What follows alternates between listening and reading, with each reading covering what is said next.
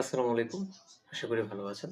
দীর্ঘ ১ বছর পর আবার পবিত্র মাহে রমজান আমাদের মাঝে সমাগত এবং এই রমজানকে কেন্দ্র করে প্রায় প্রত্যেকটা পাড়া মহল্লার মসজিদ থেকে প্রায় প্রত্যেকটা মাহফিল থেকে রমজানের পবিত্রতা রক্ষা করার জন্য রমজানে কি করণীয় এবং বরণীয় সেই বিষয়ে কিন্তু কথাবার্তা হচ্ছে, আলোচনা হচ্ছে।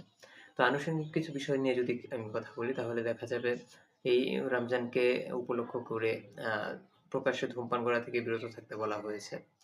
পাশাপাশি অনৈতিক কর্মকাণ্ড, অশ্লীল কর্মকাণ্ড পরিচালনা থেকে বিরত থাকতে বলা হয়েছে। সুদ, ঘুষ খাওয়া থেকে বিরত থাকতে বলা হয়েছে। এখন দেখেন, আ একজন সুনাগরিক হিসেবে আমরা প্রত্যেকটা মানুষ চাই যে আমাদের সমাজটা সুন্দর হোক, আমাদের দেশটা সুন্দর হোক। সেই জায়গা থেকে আপনি যদি এই রমজানের যে শিক্ষা, যে আ সংযত থাকা, অনৈতিক অশ্লীল কর্মকাণ্ড থেকে বিরত থাকা, সুদ, ঘুষ খাওয়া থেকে বিরত থাকা, পাশাপাশি প্রকাশ্যে ধূমপান করা থেকে, মাদক গ্রহণ করা থেকে বিরত থাকা। এগুলো যদি আমাদের সমাজে বাস্তবায়ন হয় তাহলে দেখবেন আমাদের সমাজের যে সমস্যাগুলো আছে ছোটখাটো, এই সমস্যাগুলোর ৮০% কিন্তু সলভ হয়ে যাবে।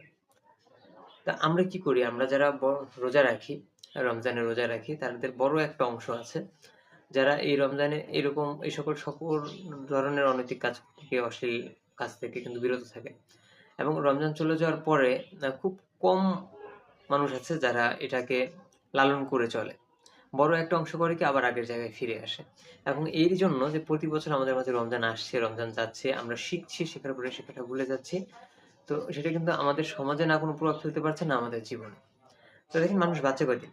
একটা মানুষ কতদিনই বা বাঁচে? গত রমজানে যারা ছিল তারা কিন্তু এই রমজানে নেই। পাশাপাশি আমরা যারা বেঁচে আছি এখন, তারা যে আমাদের সামনে আগামীতে যে রমজানটা আসবে ২-১ দিন পরে, আমরা যে সেই রমজান পুরোপুরি শেষ করতে পারবো তার কিন্তু কোনো নিশ্চয়তা নেই। এবং আগামী রমজান পর্যন্ত আমরা কজন বেঁচে থাকবো তারও কিন্তু কোনো ঠিক নেই। তো যেহেতু এত বড় একটা অনিশ্চয়তা, সেহেতু একজন মানুষ হিসেবে আমাদের সকলের দায়িত্ব, একজন মুসলমান হিসেবে আমাদের সকলের দায়িত্ব যে রমজানের শিক্ষাটা সবার মাঝে ছড়িয়ে দেয়া। রমজানের শিক্ষা দিয়ে সমাজ সচেতনতা তৈরি করা। যেন এই সমাজে কোনো অনৈতিক কর্মকাণ্ড হতে না পারে, অশ্লীল কোনো কর্মকাণ্ড হতে না পারে। অবশ্যই ধূমপান এবং মাদক গ্রহণ ২ টাই গর্হিত একটা কাজ।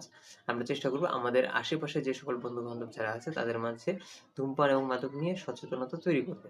পাশাপাশি আ সবার জন্য দোয়া থাকবে যেন আপনারা সবাই সবগুলো রোজা রাখতে পারেন। রমজানের শিক্ষাকে লালন করে, ধারণ করে রমজানের পাশাপাশি সারাটা বছর নিজেকে সংযত রাখতে পারেন।